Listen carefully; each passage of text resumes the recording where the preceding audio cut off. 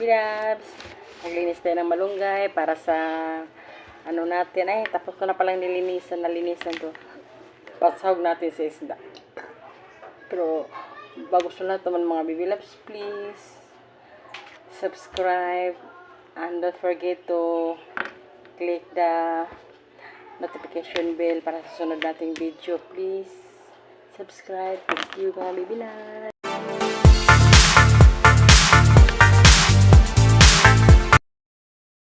Good morning. Happy Wednesday sa lahat. Nililinis ako ng malunggay. Ito lang ang ulam namin ngayon. Ayun si Mr. bumibili ng isda sa market para lagyan namin ng malunggay. Tapos lagyan ng sibuyas, kamatis, luya, konting magic sarap. Ito na. Almusal sa umaga. Ang ulam namin isda with malunggay. Ayan ang dami kong malunggay Pero hindi ko ito uubusin.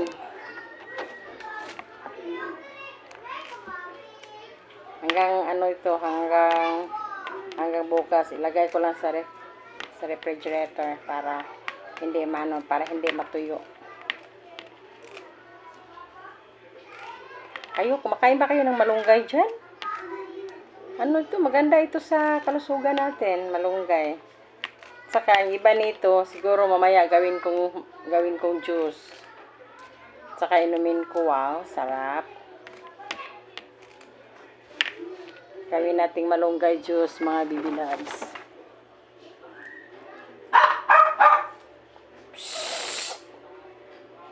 Ingay ng aso ko. Spike! Ilom ha! Sulod!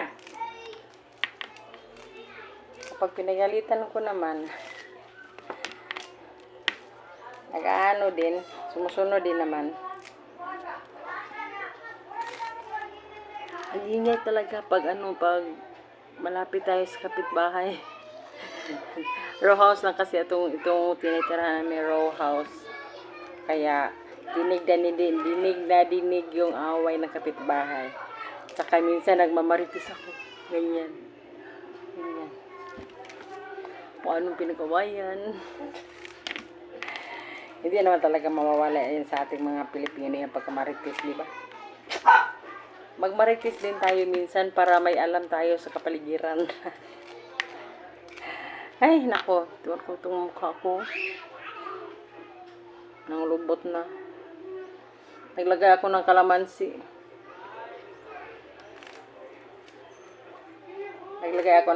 Sa mukha ko, mga baby loves. Kayo dyan. Kayo ng malunggay kasi maganda ito. Tsaka pa to? Fresh pa galing sa Kakakuha ko lang nito ngayong umaga. Kasi meron sa kapitbahay ko yung doon sa tapat namin. Nang hingi. Meron naman akong malunggay kaso konti na lang yung niya.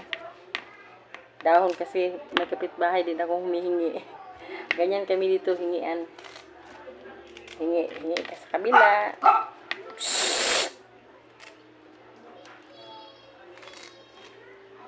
Yung sa akin, pa lang kasi yun, bagong tanim ko lang tapos nagdahon na agad. Kinunan ko na agad. Ano ba to?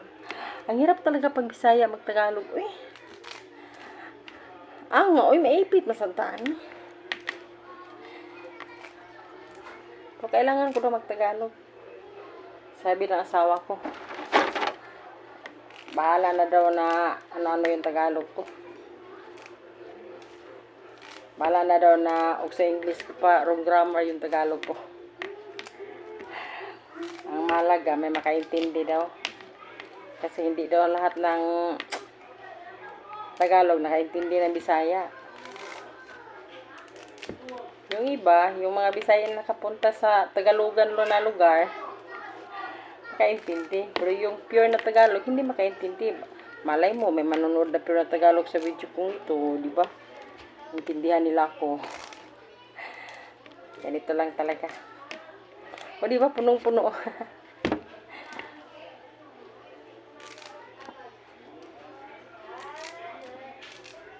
Ang 1/4 nito, lutuin ko. Isahog namin sa isda. Tapos yung 1/4 itira ko. Tapos yung kalahati nito, gawin kong malunggay juice. Tapos lalaklakin na. Sarap talaga. Sarap talaga malunggay juice, lalo na pag fresh.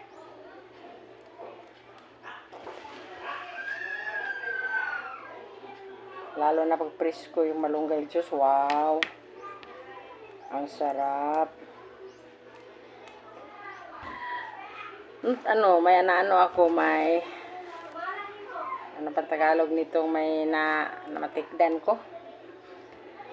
Na, bakit ba yung mga mayayaman, no? Kung magluluto sila ng ulam, tas lagyan nilang malunggay, ilang pirasong dahon lang makikita mo, no? Parang decoration lang sa kanila yung malunggay. Pero kaming mahirap. Naku, hindi makikita yung sinasahugan namin ng dahil sa sobrang dami ng malunggay. Hindi, halimbawa isda, halos hindi makikita yung isda dahil sa sobrang malunggay. Ganyan kaming mahihirap. Maglagay ng gulay sa namin.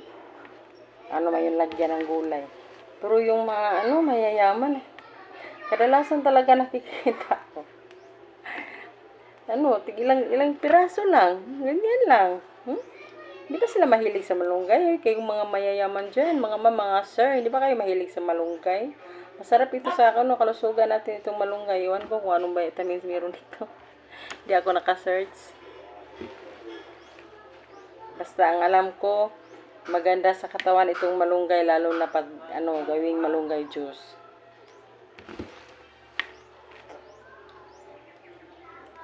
Okay mga baby loves.